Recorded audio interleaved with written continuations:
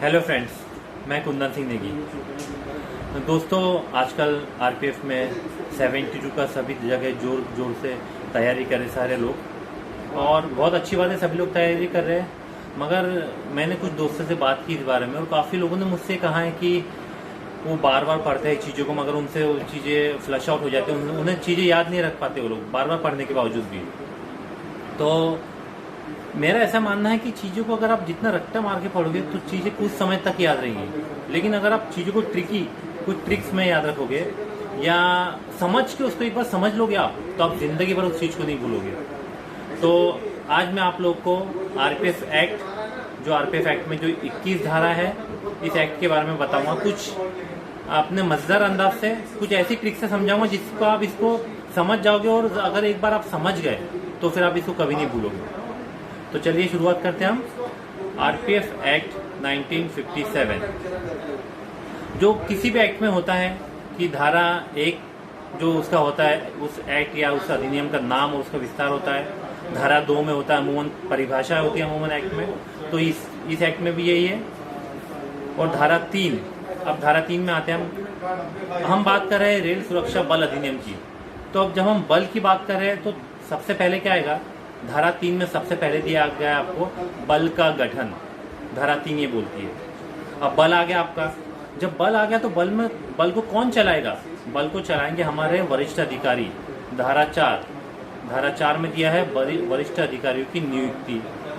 धारा 3 हो गई, धारा 4 हो गया। अब वरिष्ठ अधिकारी आ गए तो उसके बाद क्या आएगा?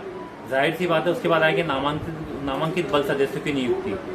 ये दिया गया है धारा 6 में। अब आप बोलोगे धारा 4 में वरिष्ठ अधिकारी और धारा 6 में बल सदस्य, धारा 5 आ गई। तो धारा 5 को 1985 के संशोधन में हटा दिया गया। क्यों हटा दिया गया? क्योंकि वरिष्ठ अधिकारियों और बल सदस्य के बीच में कोई दीवार नहीं आ सकती। इसीलिए आप इस समझ सकते हो, आप ये समझिएगा कि वरिष्ठ अधिकारी और बल सदस्य के बीच की जो दीवार थी धारा 5, इसे 1985 में हटा दिया गया। अब धारा 6 में आप नामांकित बल सदस्य की नियुक्ति हो गई।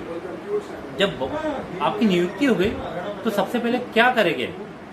आप अपॉइंट हो गए तो क्या मिलेगा आपको? Appointment certificate. धारा 7 जो है नियुक्ति का प्रमाण पत्र।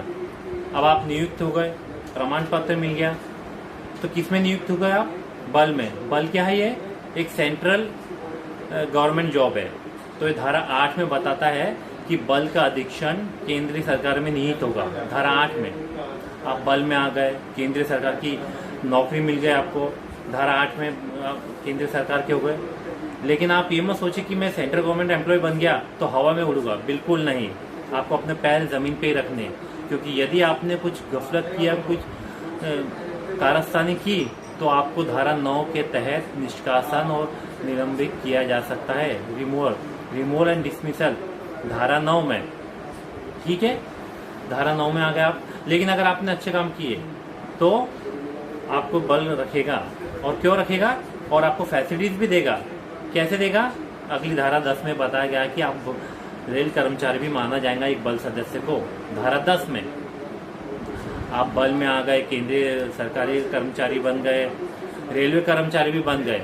अब जब आप रेलवे कर्मचारी और बल सदस्य बन गए तो क्या हो गया? आपके कुछ कर्तव्य होंगे कि नहीं होंगे आपके? बिल्कुल, जो कि अगली धारा 11 कहती है बल सदस्यों के कर्तव्य।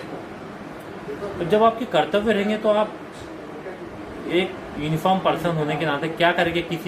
कोई आदमी अगर आपको गलत काम करते हुए पाएगा आपके कर्तव्य में, तो क्या करोगे? आप उसको अरेस्ट करोगे कि नहीं करोगे? धारा 12 में आपको दिया गया है बिना वारंट गिरफ्तारी का अधिकार। धारा 12 में जब आपने किसको गिरफ्तार कर लिया तो गिरफ्तार करने के बाद सबसे पहले आप क्या करोगे? उसकी तलाशी लोगे।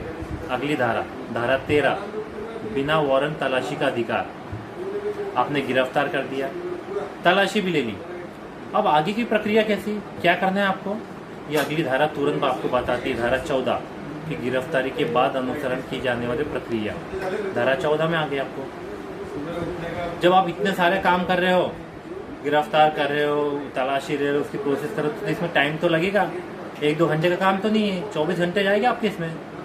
अगली धारा 15 ये कहती है कि बल सदस्य 24 घंटे कार्य पे माने जाएंगे, और साथ ही साथ उसको भारत के किसी भी स्थान में किसी भी समय उसकी तैनाती की जा सकती है। धारा 15, अब आपकी तैनाती हो गई, कहीं भी तैनाती होगी तो इसका मतलब ही नहीं कि आप कहीं भी कुछ भी काम करोगे। यदि आपने कुछ ऐसा काम किया तो आपको निलंबन भी किया जा सकता है।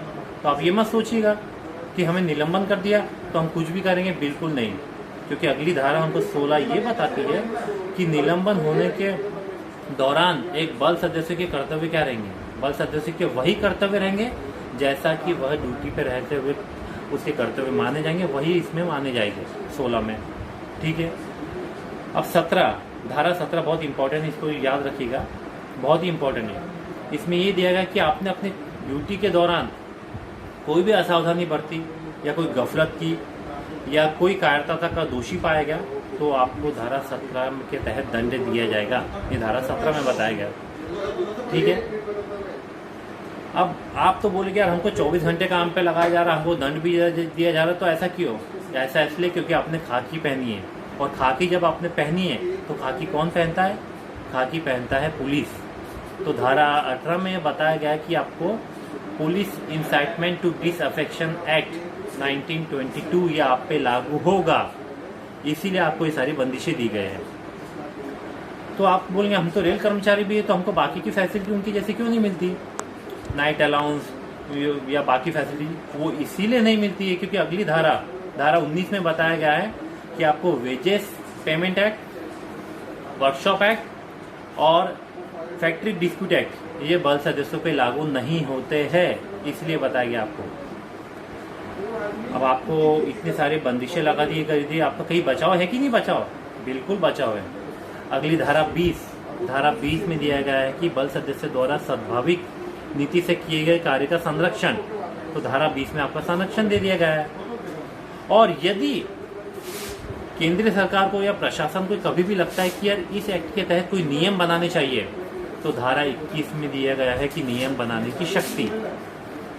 तो ये हमारा एक छोटा सा आरपीएफ एक्ट था जिसमें धारा 21 है।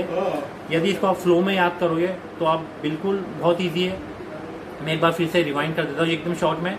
बल है तो सबसे पहले बल आएगा, बल का गठन धारा 3, बल के गठन के बाद आएगा वरिष्ठ अधिकारी धारा 4, धारा 4 के बाद आएगा अगली धारा 5 को लोप कर दिया गया। वरिष्ठ अधिकारी के बाद आएंगे सीधा बल सदस्य जो कि 6 में दिया गया। जब बल सदस्य बन जाओगे तो उसके बाद आपको एक सर्टिफिकेट दिया जाएगा धारा 7 के तहत।